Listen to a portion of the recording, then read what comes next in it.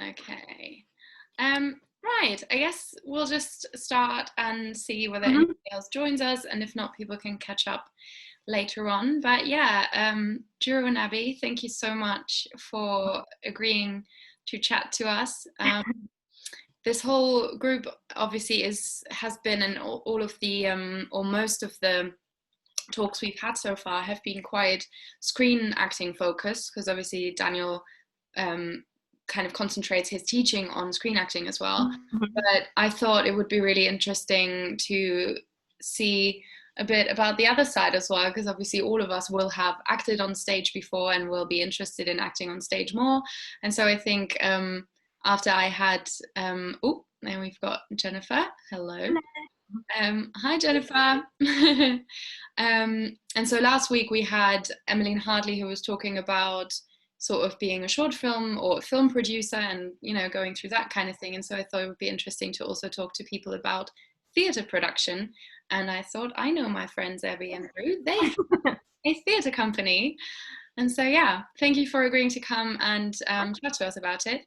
I shall be handing over to you, and yeah, you just do your thing. Okay, Hey, please go hello. first. I'm Drou.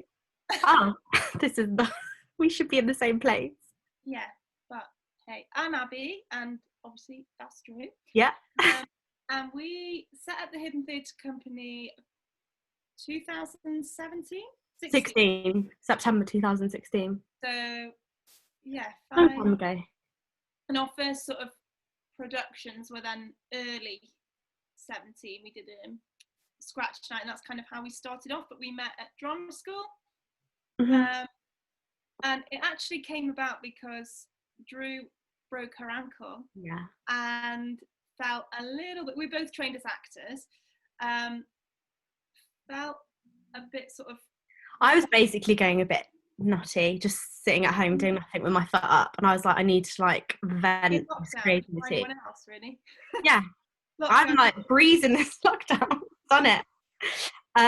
So I was like, well, let's just start doing stuff, because we went to Central, and at Central they really pushed branching out your other skills. Like, so we trained as actors, but obviously like producing was not something that we thought we'd ever get into, but we just kind of fell into it. And it's really helped us as well. I don't know, I can't speak for both of us, but I think it's really helped me as an actor, because you see the other side of the table, or the other side of whatever it may be, which is really good, because you see how impersonal it really is when a casting decision is made. It's not about, wow, I'm just not good enough. It is like you've got to put like a different fit together as well. So I would like to, because there's not many of us, it might be nice just to get to know everybody a little bit about who you are and what we can give you out of it as well. But maybe we'll do that in a bit. So obviously you maybe have looked a little bit more about our company, but it's just the two of us. So we do everything from the marketing, the social media, we cast, for our first Fringe production, we also did a sort of collaborative directing effort as well. But for the we got in a director and a musical director, but we were like part of the creative team. So we do, because we do Fringe work and small scale productions and scratch nights and things, we do wear all the hats. But website designer, it's media expert, like literally everything. It's been really good, as Drou said, to sort of see the other side. So one of the most interesting things, I think, for me, when we first started, we did our first scratch night, and we put out a call, as we'd seen other people do, saying we'd like some pieces, and then choosing the pieces, here's the actors that we need, submit yourselves to us. And we then sat going through all these headshots, and for some people or some parts, our thoughts were exactly the same. And I vividly remember this one headshot, and I thought she looked young. I thought she was maybe, well, playing age of sort of 18, 20, and Drou thought she looked about 35. But we, both of us, sat in the same room on the same day looking at the same picture. We had completely different viewpoints. I think that was a really enlightening moment as an actor to go, well, that's actually just two of us. Then if you've got a table of 5 or 6 or more, what is their view going to be? It might be, again, complete, or I don't know, you've imagined the part with brown straight hair and someone else has imagined it with blonde hair, or all manner of things. So that was kind of the beginning bones, and we managed to get, very luckily, a grant. We were awarded a grant from Equity, which kind of set us off in terms of setting up our website, the funds to hire our first venue for our first scratch night. We just had a little pot. It was £500, so it wasn't thousands. It wasn't, big enough to do a full huge production, but it was enough just to give us a nudge in the right. Get us off the ground a bit and do the first events, which I think kind of helped to mould what we have now. We do it, yeah.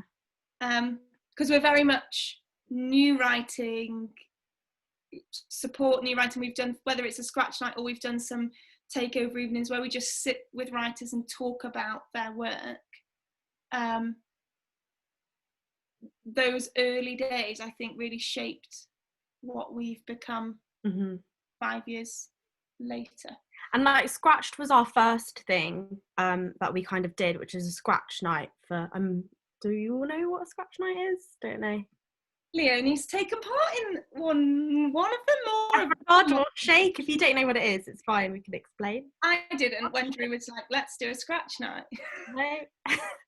So it's just about getting the writing of the paper, but more than a rehearse. Well, it's like a rehearsed reading, and then we kind of wanted to do it in stages. So we had our takeovers, which we did a lot of last year, and so they were kind of the first step, where it was literally really informal. You sit down and read it.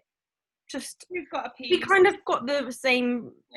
Yeah, they got really busy. We did also comedy nights as well, but we kind of ended up focusing on the play reading ones.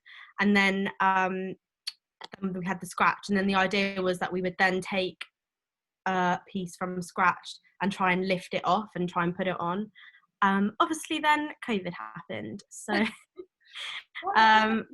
itself off, and they went and developed what was a scene at scratch, the team we put together, because we found the writing first, and then we put a call out for actors and directors, and then we put everyone together in a team and said, feel free to contact each other, but we will meet all together a couple of hours before the event. And one of them, at least, perhaps more, from that, quite a few of the team stuck together and went on and maybe did it at a Fringe festival or developed it. They took it to Brighton Fringe, yeah. So that was really exciting. So that's kind of a bit about us, how we started, the type of things we do. So shall we go on to our sort of advice for if you want to put on a production, where to start? Yeah, so with Making Waves, which was our Camden Fringe production that we did, with that they're quite good.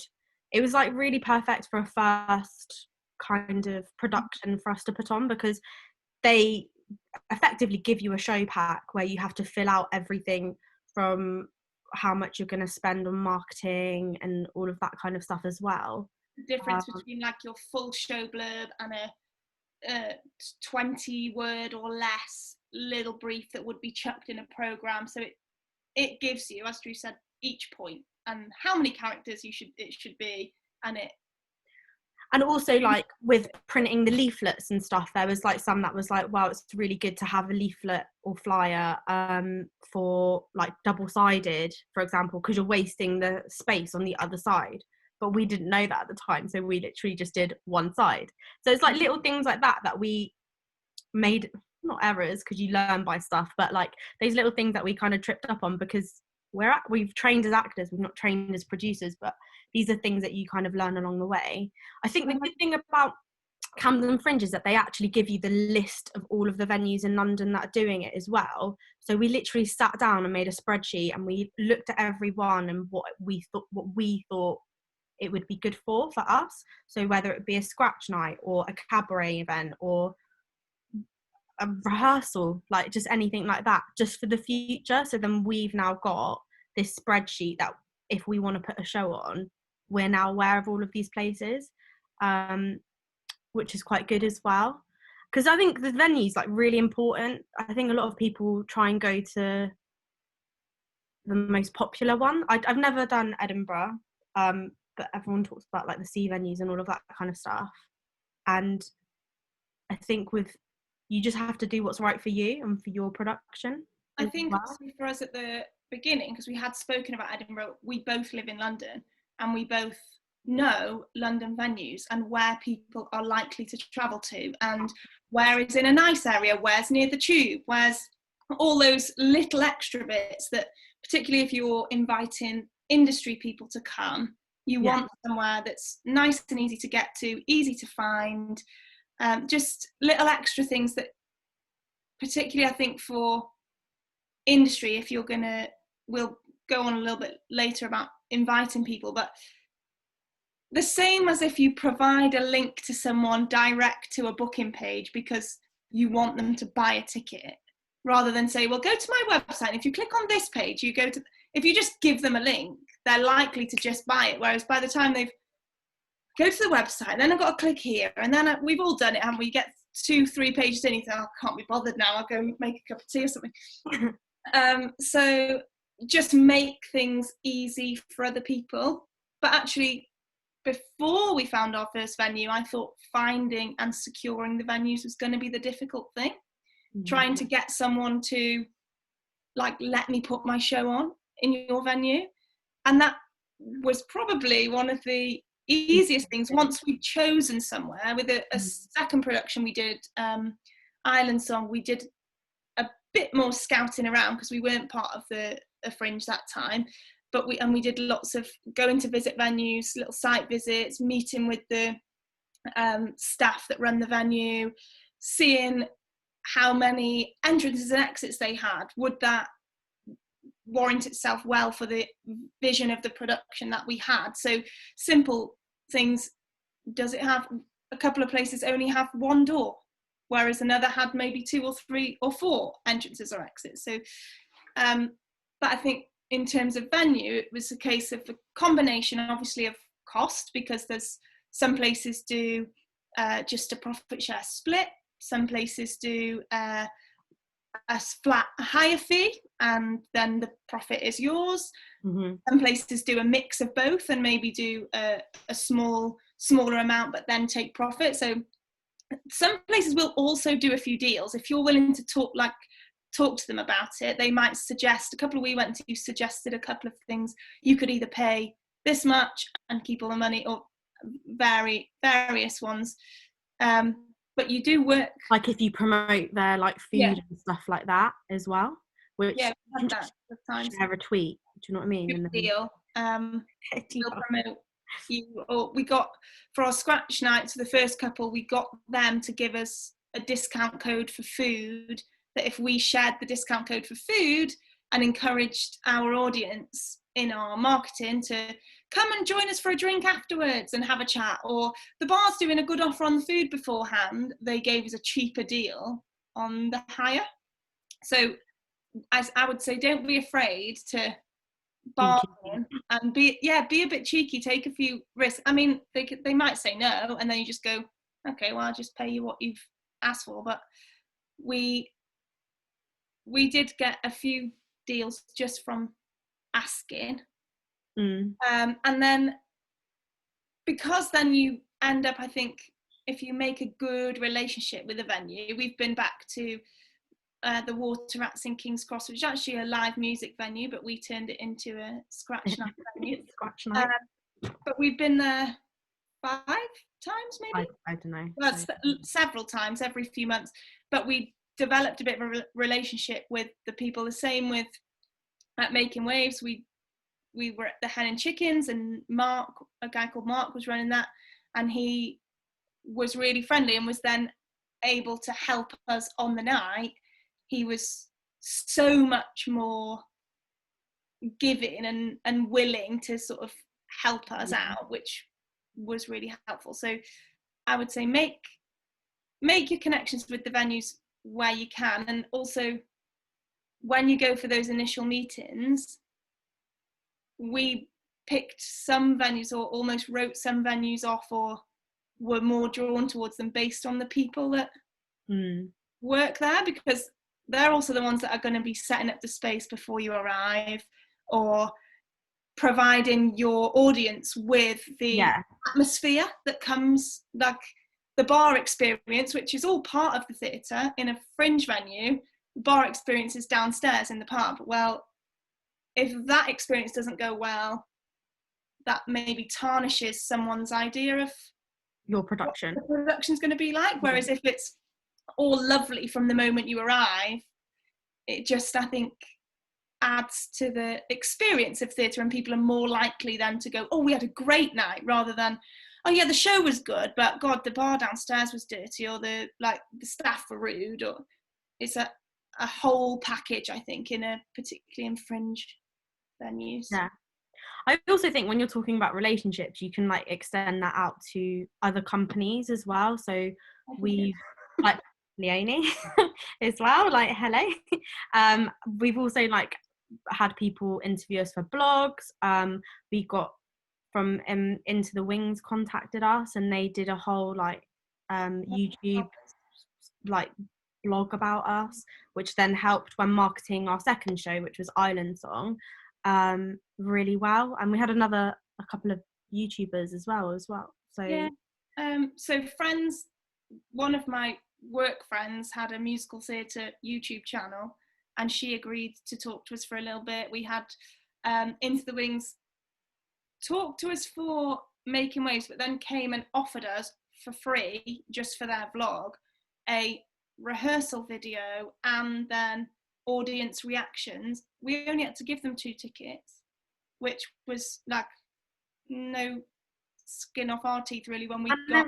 They're like really lovely as well, so like we'll know that in the future, if we ever want anyone to help us with that, we would always go to like Jordan as well. Yeah. So it's like building that little hub of people that you can kind of rely on when you're doing these things.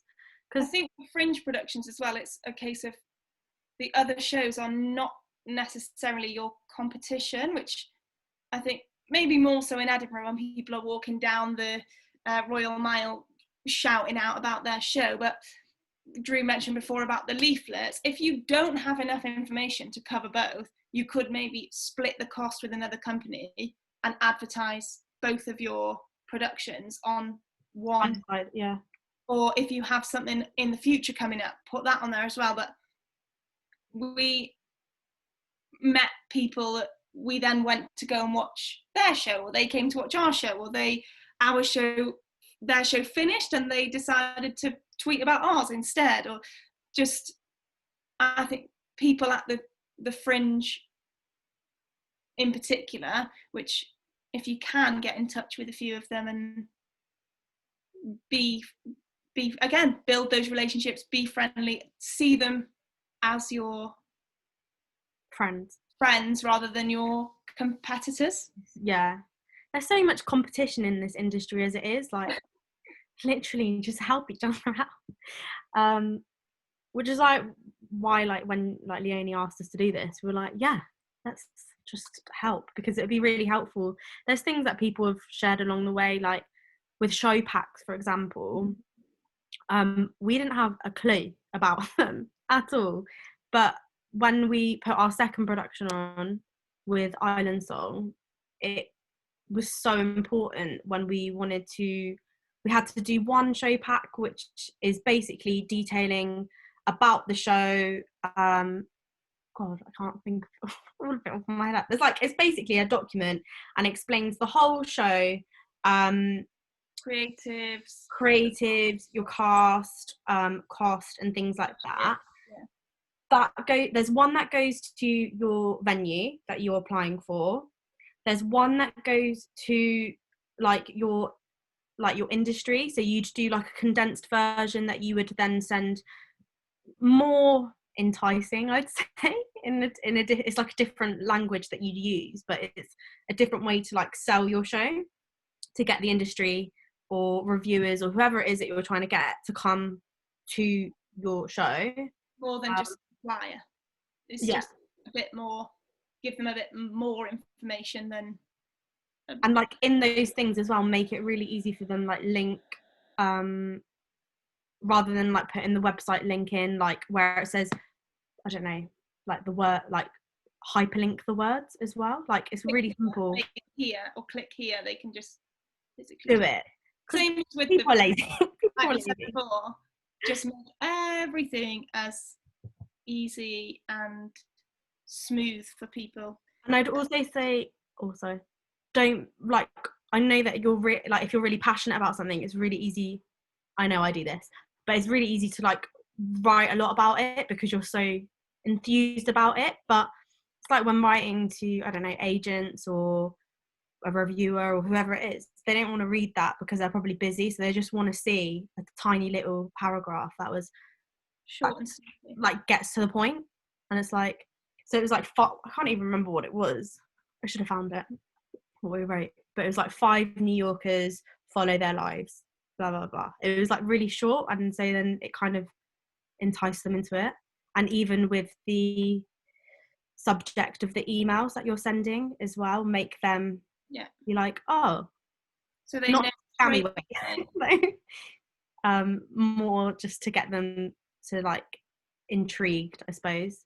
But yeah, if you're looking for investors, so keen to get other people to fund your project, not by a grant, or because we all know there are loads of people who want the money but not that much money to go around. So if you're looking for investors, I think you then need a third show pack just for them. That is a minuscule amount about the show, because really they're probably not that fussed about the content. They want to know how much money you plan on making. So you're making a sort of venue show pack that details all of the sort of technical bits, the lighting you may require, the staging space you anticipate you may need, the entrances and exits you may want, everything that you think when you, obviously it might change, but when you initially think of your show, all of the details and all the bits that any member of that team in the venue could ask you, it's all just in there. Then a shorter one for the industry, and then a money-based one if you are sending to investors. Yeah, with like risks as well in that, because that's all money people care about.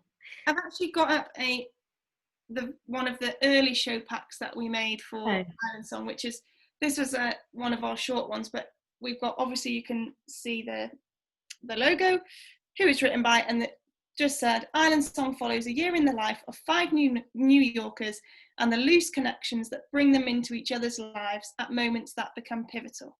Proudly presented by the Hidden Theatre Company. So in that was just the front cover, and that said, it was more like a song cycle, so they didn't need to know loads about the narrative, but that was just snappy, this is what it's about. And then we have a more detailed couple of paragraphs about the show.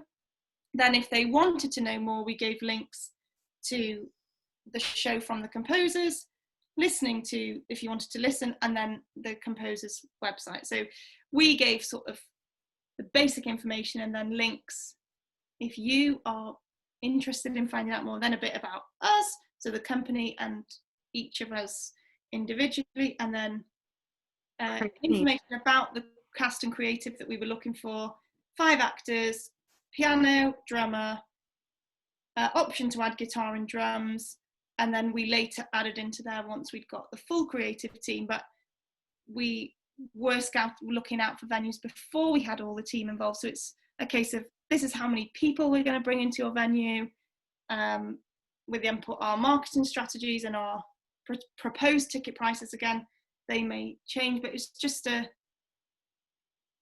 easy roundup in a couple of pages.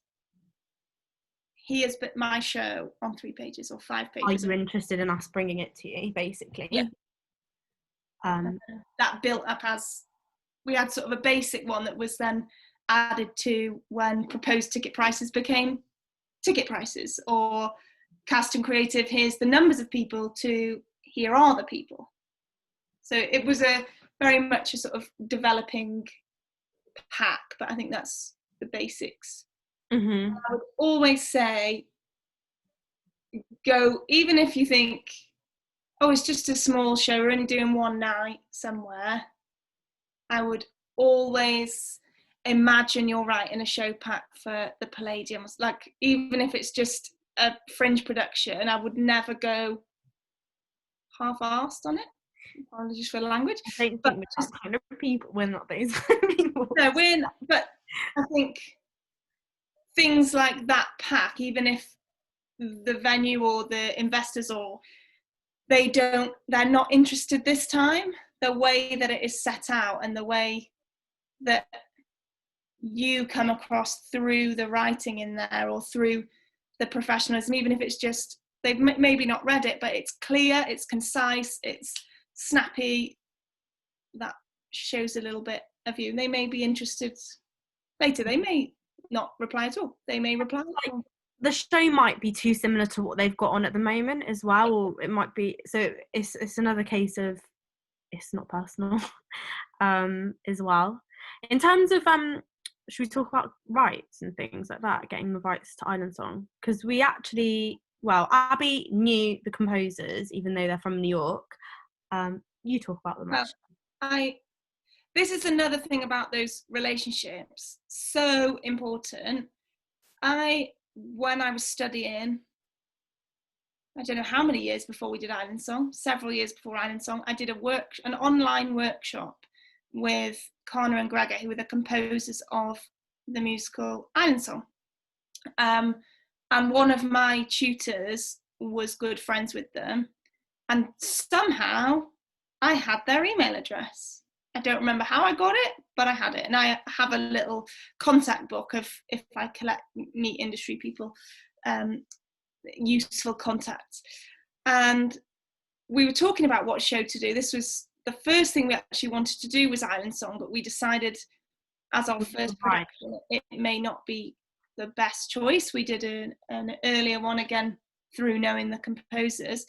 But I thought, there's every chance Sam Connor will never reply to me and my email will go into his spam, and that'll be that. But if it is, at least I tried. And I emailed and they said yes. And then we they put us in touch with their agent. So we went directly through them and they ended up, so again, another built relationship. They came and did a workshop for us here. Drou met them out in New York. Yeah. But they were excited for us to do the production and then put us in touch with their agents. And they sent us, there was just a few documents that they sent over, a little bit, they were really clear about all the details. We just had to fill in the form, which included the venue, have I got it here? The venue, prices. The prices, ticket prices, foreign license, yeah, it's here. Foreign license request form, if it loads. We had to put our organisation name, our names and our titles, address, all those kind of details. Then the show we were requesting and who it was by, the venue, the address of the venue, the performance dates, the number of seats, then our ticket pricing scale. So we did, you had to say how many seats were going in there in dollars, and then we did a conversion rate. So again, we made that really clear, conversion rate correct as of, and we put the date, so if anything did change, they were clear on our calculations. The language that it was performed in, whether we professional or amateur, and we were doing a profit share production, so we stated that. Whether we'd worked with any other licensing companies in the US, other productions we'd done, and any other royalties we'd paid or anything. So they detailed everything. It was just a case of filling it in, but we tried to be as detailed as possible, and they seemed happy with it. They didn't come back with too many questions.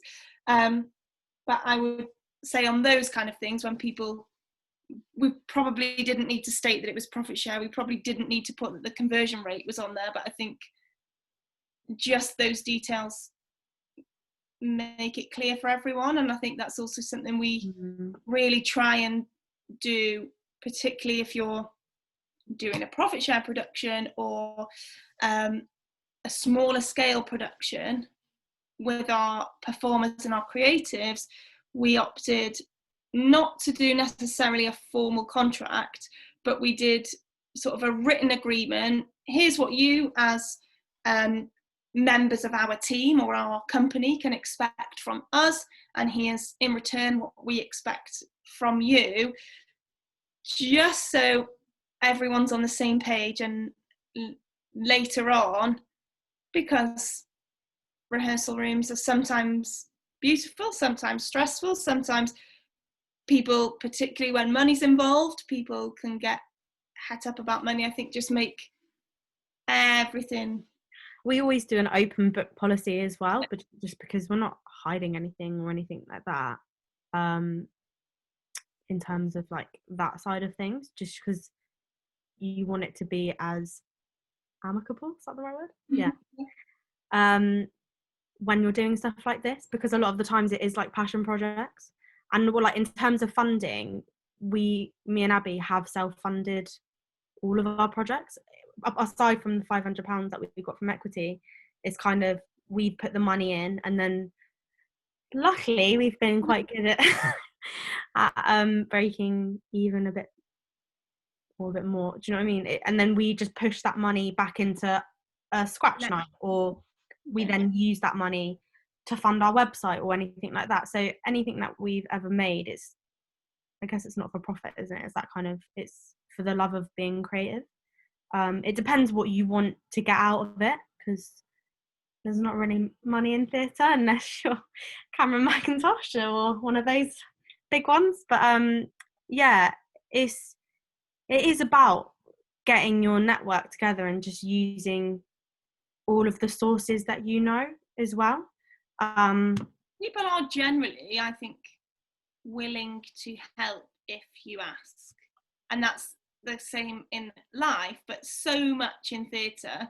There were people that we contacted that were perhaps some industry that said, I can't come, but here's some contacts that you may wish to get in touch with. Or when we're trying to find a drummer, yeah, we like, literally just contacted people we knew, because there's nothing better than a word of mouth recommendation.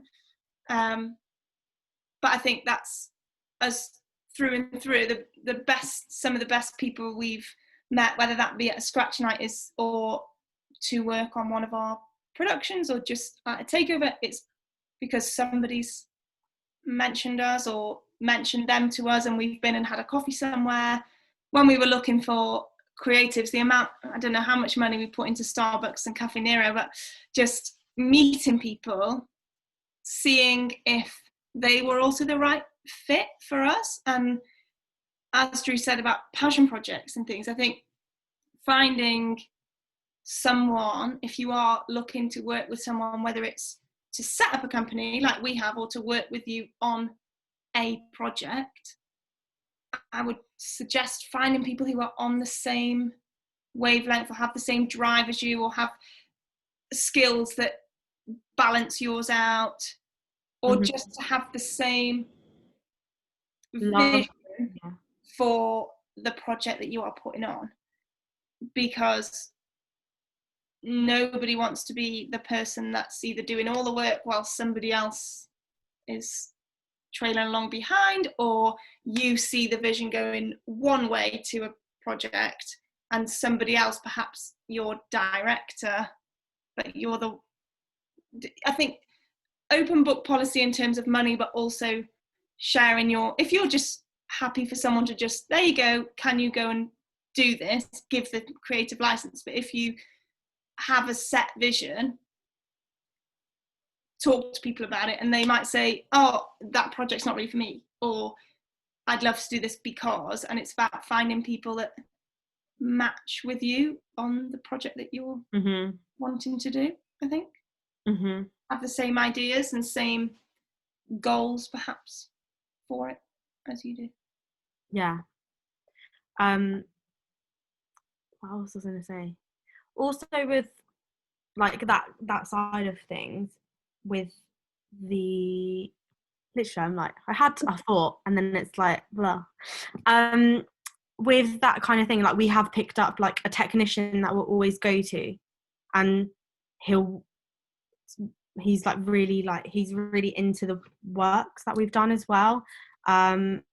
Also when you're auditioning performers, because we are performers ourselves, we always go for a more personal approach as well. So we'll always ensure that we get back to everybody. Even for a scratch night submission, we will always do that because we've been at the other end of it, and it's obviously you get back to someone if you're saying yes, but especially if you're saying no. Yeah. And there have been some people who, particularly for the scratch nights, when we have had a lot of submissions but also had a lot of parts, we've done standby actors because it's a scratch night, people might drop out, but we've tried to make the email, there's a generic email, and we add, oh, we loved this part of your show reel, or we'd love for you to be on standby, we'll let you know, and then if you don't, you can still come along. Or we just tried to make it more than, here's a copy and paste email I sent, just because I need to tell you now. But even if it's a single sentence, I think it just shows that you've got the time and you care about those people spent the time researching your show and submitting for it, even if it took them 5 minutes to write an email. And then a lot of those people who we've said no to, we also say, please apply again, and they have, and then we've used them, or they've come to watch a show and then we've built relationships with them and gone and seen them do things. But that's all from just a simple bit of email communication. I think it goes so far. Yeah. Also, something that goes really far is social media when you're starting out is so key. It's just, I don't know, it isn't like it doesn't come into play when we're like casting things, but I think when you're marketing something, it's really important. But also not as, and like followers, I mean casting, but like because everybody knows that sometimes people get the part if they've got 1 million followers or things like that, but that's not what I'm about. Literally rambling, but hey. So when casting a show, it's really easy just to put it on Twitter, put a little image, and then people spread the word that way. I mean, you probably saw us on the Facebook group and things like that, or a story and things like that. It's free. It's free marketing. That's literally at the touch of everybody's like hand. Like everybody flicks through. So like really, of mouth. Because some people retweet your tweet and say, hey, I worked with these girls the other day, or oh, saw these guys doing this, and then they reach out, and it's. And also, if your show's about a specific theme, whatever it may be, join those groups on Facebook and post in those groups about your show. Yeah. And don't be afraid to like spam the whole of the internet with your show, because at the end of the day, the more people who know about what you're doing, it means more bums on seats, which is. I think they say you have to have seen something at least 3 times before you take action to do anything. The first time you see it, you go, oh, that's nice. The second time you see it, you go, oh, I might buy that or go to that. And then the third time you see it, you're likely to take action. The same with a chocolate bar. The first time you see it, well, that looks tasty. Then the second time, when I go to Tesco, I'm going to buy that. And then you forget about it. And then you see an advert on TV and you think, oh my God, I need, and then you go and do it. And so it's, I think, the rule of 3. So when you might feel, oh my God, I posted 2 days ago about the show, but people scrolled through and saw a million other things. Or I feel like all I do is talk about, every time I see someone, oh, by the way, I'm doing this, or, oh, by the way, we're here on this day. People's attention span is also, because of social media, so small, they need reminding. And so sometimes we'll agree that we'll post on opposite groups, or Drou will post on a Monday and then I'll post on a Wednesday from our personal accounts, just so it looks like someone else is talking about it, so it's not always one person's face or name popping up. But it does need to be, sometimes it might feel like you're hounding people, but they do need reminding. I'd probably do it like a few weeks in advance, so then it's like, oh yeah, and then we usually do it like a week in advance of the event, and then maybe, do we do it midweek? It's usually like the night before and then on the morning of. Well, in the run-up there's more. I think like you start maybe slow, just so you're drip feeding people a bit of information. It might be, don't forget that you're, particularly in creative groups, your casting notices, if they're on Facebook, are also marketing your show, because somebody might see it, read the casting notice and go, oh, there's nothing in that for me. But then when you post it the second time and say, oh, we're now selling tickets, or the second time you do one, there is a part that is for them, that's their next, the next time they've experienced your marketing. So everything you put out that is linked to it. Imagery is really important on social media. People are more likely to look at an image and if they are captured by the image, they will then read the post.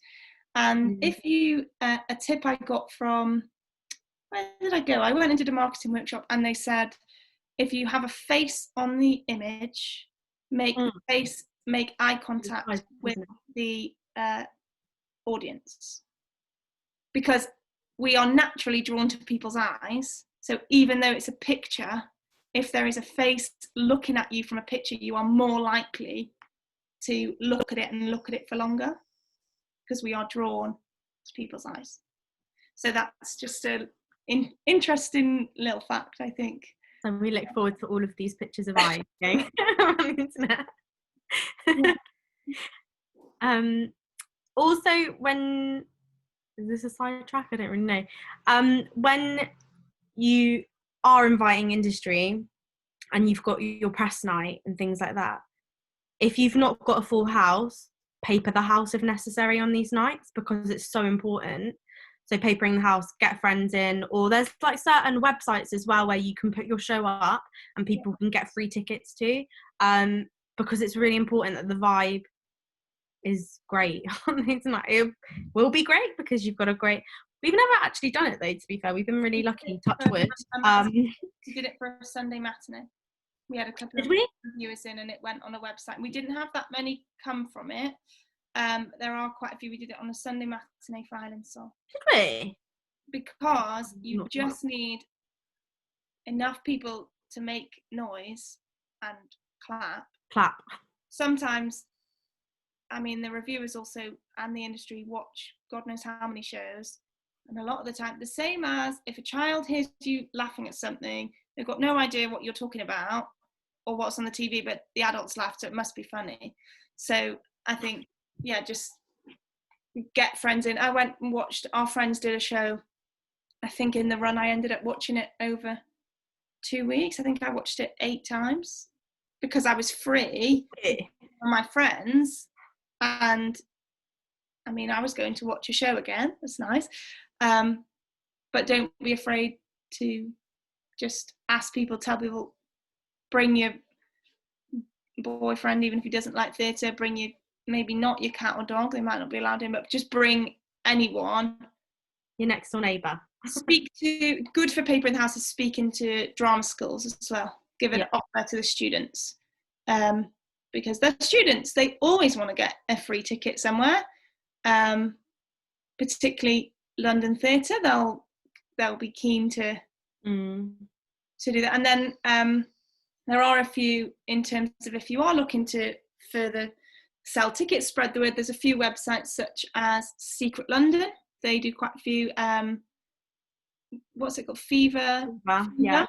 And there's one more, but they're just apps, and they do take a little percentage of your ticket sales, but then they plaster it on, it ends up on their website, it ends up on their or it comes up on their like near you today, if yeah. someone goes on it and they're like, oh, what should we go and watch?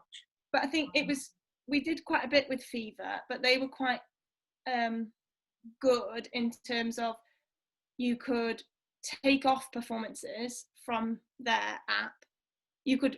We had, say, 50 seats. We didn't give them 50 seats, we gave them 10. And then we maybe gave them 20 on a matinee. Or we gave them, you can mix it up, and then you realise, oh God, the Saturday night is selling really well. I'm going to remove all of the Fever tickets. You could just take off a show if you wanted to. Sunday afternoon is really not selling well. Let's give them some more. Or they were really good at, you could manipulate what you gave them based on your sales, and you could update that daily. It's really easy to use, actually, wasn't it? Really easy. And that again was, we didn't pay anything to do it, but they would have taken a commission off the tickets. But then if they're getting people that you maybe wouldn't have found through your other marketing, it's worth it. Yeah. What else? I think that's, I don't know. I think the most important thing, if you're setting out to do it and you're doing it on your own or with a friend, just have fun as well, because it's hard schlep, this whole acting, creative theatre thing, but like you do it because you love it, and it's the entertainment industry. It's entertainment. It should be as much entertainment and enjoyment for you as I think you hope the audience get out of it. Yeah. So yeah, just have fun. It's not brain surgery or anything like that. Just doing a show. We'll open the floor out for questions if anyone has anything. Thanks for listening to us. Yes, thank you so much for talking to us. It's very interesting. It's a really, really interesting point you raised there. I love the rule of 3. That's definitely something that makes a lot of sense. And I was like going over sort of when I've last bought something and been like, oh my God, yeah, that makes so much sense. Like, you know, the Instagram ads that keep coming up for like the cum blankets and stuff. And you're like, the third time you see, you're like, okay, I'm going to actually have a look at this now. Yeah. I was going to ask you whether you like had to, or whether you have sort of formally set yourselves up as a company, or whether you're just kind of like unofficially calling yourselves Hidden Theatre Company, but like there is no sort of paperwork involved with that. We're in the process of doing that now. Okay. Because we're trying to expand in different ways, so we have to do that now. Okay. And that involves there are different categories. So you need to decide which category. For example, the charity one, not for profit, is you might do, but that one is the longest of the applications. I think it's 40 or 50 pages long. It's like to provide a lot of information. There's charity. We got sort of stalled was also there's another Hidden Theatre Company who are no longer in action. Hidden Theatre, but it's in the north. They were not in action when we set up the company, because when we spent a long time choosing names, they weren't doing anything. But because they registered, we are looking to register under the Hidden Theatre Company London. But then that will be sort of the bottom of the website will be like registered company, the Hidden Theatre Company London, and then the name can still be the Hidden Theatre Company. Just if you're doing any invoicing or the sort of formal documentation, you'll need to put the small print, basically. Yeah. And now I think I'm registered as a sole trader, so the company is kind of under myself as a sole trader. If we were to make lots of money, it will go through that. So at the bottom of our website, it does say my business name is just Abby Westall. So we're currently going through that because we're still sort of not for profit, but as Drou said, that is something we're currently in the process of. Okay. Yeah. Hello, I've got a question. So how far along were you with your whole concept and idea and casting everything before you kind of went out to venues? Do you think, kind of what comes first, a bit chicken and egg?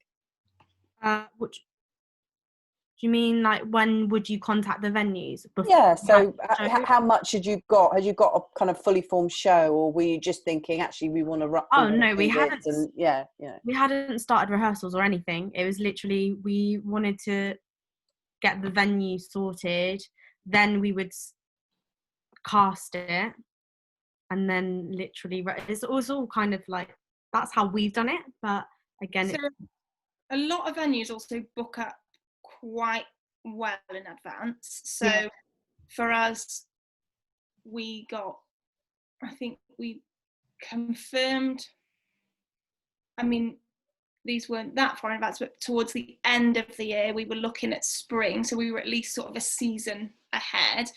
And then some, obviously because of cancellations, there's been some offers, but where it's been, the Drayton Arms do it quite a bit. If someone cancels, they just do a quick, we did one with our friends. We've got space in 2 weeks. So we put on a cabaret night that we could rehearse sort of in those 2 weeks. That might be then something, if you have a show, you could go to a venue. You can still go to a venue if you have a show, but I think because generally they book up quite early, as long as you have the idea.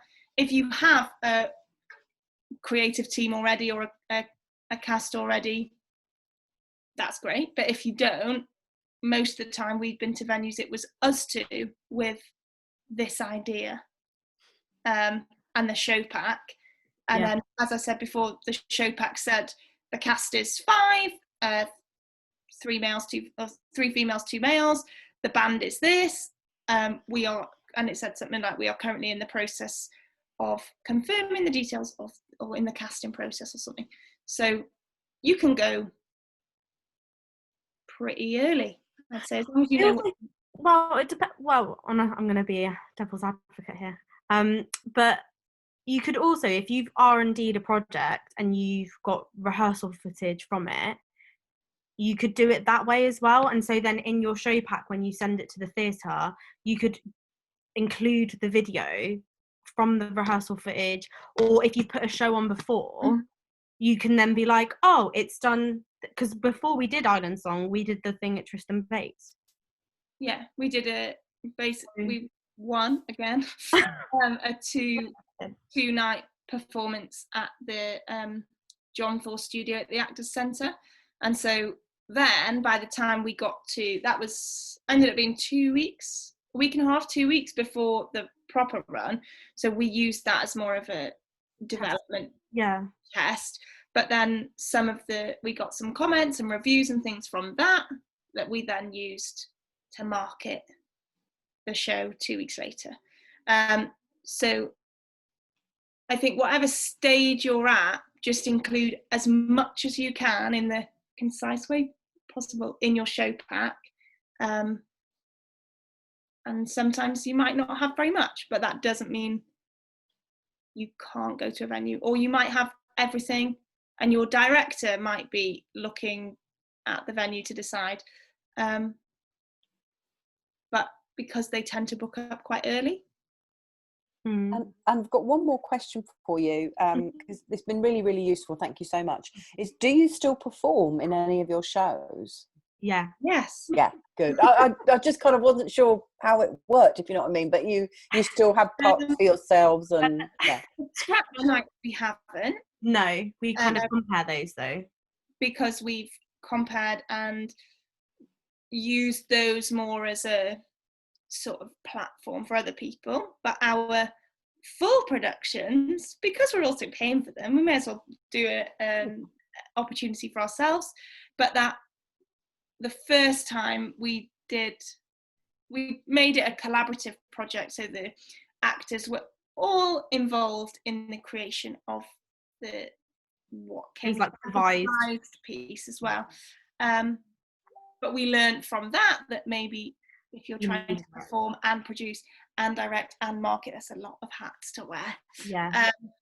So I think as long as you can also separate yourself, if you are producing and performing, from you're the producer on the computer, but in the rehearsal room you leave all of that at the door.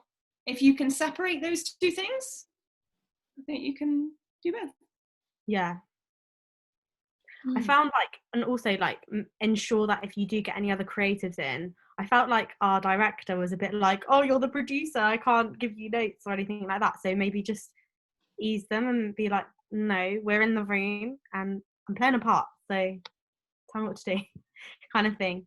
That's a good bit of yeah. I had another couple of questions about the equity grant.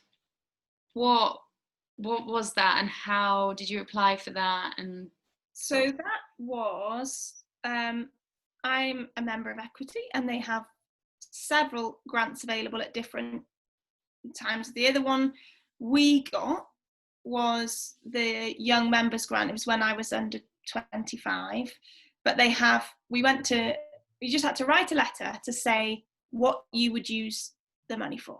Mm-hmm. And I'd got an email from Equity that said, we've got this grant, you're eligible to apply. So again, I thought, why not? What we've got to lose? You had to write a letter that said what you wanted the money for, what you would use it for, and we sent that off. We got selected, and it was two young people's award, one male, one female. There was 2 creative awards of some kind. There was definitely young person's award, then there was another couple, and then there was like a fellowship, or it was like an honorary thing, honorary award. But there was several grants presented, and each grant had 2 per category. 2 people could get it, and that was, I think I just got an email, so it's a case of keeping your eye out. There's also a website called I want to say something like trustfund.com, but you can go in and you put in all of your whatever thing you're wanting funding for, and it will give you a list of all the companies, people, grants, bursaries that may be available to you. So it goes down from things gender, religion, location, class, where your heritage is from. So it breaks it down, because some people might want to fund, for me, a Welsh woman who's moved to London. They go down in between 20 and 30. They go down so small. Particularly, there's quite a lot available for BAME groups or certain religions. There might be or ages, certain productions. So if your production is about a certain thing, but on that, I'll see if I can find the website, and I will pop it on the group on the event. But you can just tick all the boxes that apply to you, and it will give you all of the possible funds, grants, because Arts Council obviously is a wonderful one to receive, but notoriously difficult to get. But that's a great tool for finding what else is out there, because there is more out there. Yeah. Do you ever find yourself in a situation where you're concerned, or there is a risk, in actual fact, that you might lose money on a show? I mean, I know colleagues of mine who've gone up and done fine up in Edinburgh, but others who, there's a real concern as to how much money you can invest, how much essentially you're going to get back in ticket sales. I think we've been quite realistic in what we spend our money on, and we're quite savvy. Like, when at the time when we were doing Island Song, you were under 25, to be fair, weren't you? So a lot of the things we were looking at there was a what was it? We had a thing where I think it was under 26, you could get a discounted rehearsal space, but then we were equally strict on. We asked the director what his vision for set was, for example. In a perfect world, if we had all the money, what would you want? And then stripped it back a bit. And so it was still great, it was lovely. But also, when we got our lights and things like that, when we got the technician, he wanted these, what are they called? Festoon lights. But we went to Central, so I literally called up Central and I was like, can we just borrow these? And we got lights for free. The festoons were from the company, from Cameron's company. Oh, what was the thing that we got something free from Central? We're making way. We got really, didn't we? No, we got them from Nora, which is basically just get stuff from free from whoever you know, because there's things available out there. There is a risk. Yeah, because that'll work for certain venues, but then say, for example, if you were moving up to even on the fringe, people like the Finborough Arms, who are essentially off West End, albeit a fringe venue, then I suppose it's a different league. Is your plan in the way that you're looking to sort of see things going up from venues to more well-known venues, and therefore, moving up in terms of the quality of the venue you're looking at to put on your productions to get more exposure? Yes. In terms of our current plan is to hopefully do something. Scratched actually makes us more money than some of the productions because it requires very little in terms of expenditure. Does take a lot of time. Yeah. The expenditure is very little, and the revenue that comes back in is good. The productions, because they have a lot more expenditure, the revenue that comes in is less. So we try and do several smaller events that then fund a bigger event. Yeah. And then there is obviously a significant element of risk, but we put in some funds from ourselves and then some funds from the company. We've not yet made personal profit. We've made company profit, but as Drou said, that's been our choice at the moment. Is everything that we make goes straight into the next production. So one production essentially funds another. Yeah. We haven't made losses. No, we haven't. But I think that is a case of we've been a bit savvy on the most part, and tried to do things. We did a couple of fundraisers before a production as well. We've done before when we did our Camden Fringe and our friends were going up to Edinburgh. We did a couple of fundraisers to build funds. Obviously, quite a lot of people do GoFundMe things as well. But I think generating the funds as much as you can pre-production, so the ticket sales bonus if you make loads, but you have a bit of a pot. A safety net, that's where we've gone. Yeah, good plan, yeah. Sarah? Hi, I just wondered, do you pay your actors or do you profit share? We profit shared the last 2 productions that we've done, but it's open booked. Like every time we update the spreadsheet, we let them know. So it's not like we're taking a wage from it or anything like that. It just happens that they loved the music, that the composers as well. So I guess in the early stages, I'd say we're not at the early stages now, we're kind of trying to expand, but that's kind of the next step that we want to get up to, where we can pay people, because obviously I think on that case though, when you can't, if you, obviously the ideal is everybody pays everybody and everybody makes money, but if you can't, there needs to be flexibility, lots of flexibility, and more in it for them in another way. So we did with, well, actually both of our productions, all of the rehearsal schedule, which was a little bit of a like logistical nightmare, but it was completely flexible, because if we were doing profit share, there is no guarantee that I'm going to be able to give you a lot of money.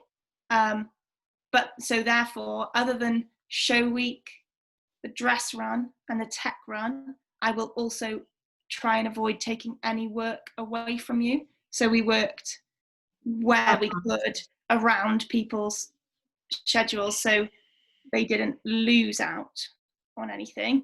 We used Doodle for that as well, if you wanted a scheduling thing. Yeah. What's it called? Is it Doodle? Yeah. Right. One can just upload them their own availability. We had a longer rehearsal period as well, so we spread it out a lot longer than you would normally. So it wasn't like a condensed week or 2 weeks. We spread it out over 6 or however many weeks it is, just so that it is, people can go and do their side job. Like, we both teach as well as running this and auditioning for the like actual jobs.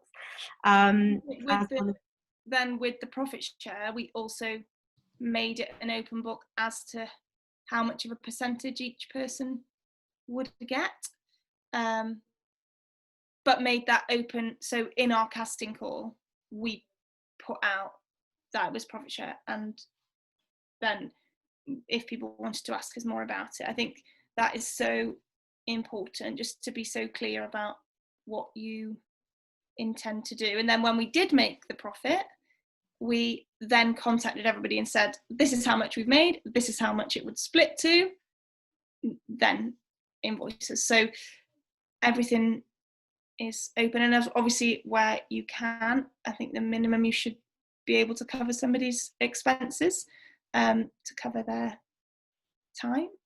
Also made sure there was lots of food and snacks at every rehearsal, because like happy people with happy stomachs as well. Little things like that, I suppose. Yeah, I think it's interesting, because like when you think of, you know, producing a show or setting up a company, the first things you think of is the formalities and finding the venue and insurance and things like that, but you don't think of the little things that you just spoke about. So many different like little knacks and just things that you learned over the time. So I think that's actually the golden nuggets, because everything else we can go and Google and, you know, find out how to actually set up a company, but all those little things that you have sort of figured out for yourselves are really the bits that make you go, yeah, no, okay, that makes total sense. So that's super valuable. Thank you so much. No, thank you for coming. Right. Do we have any more questions? No?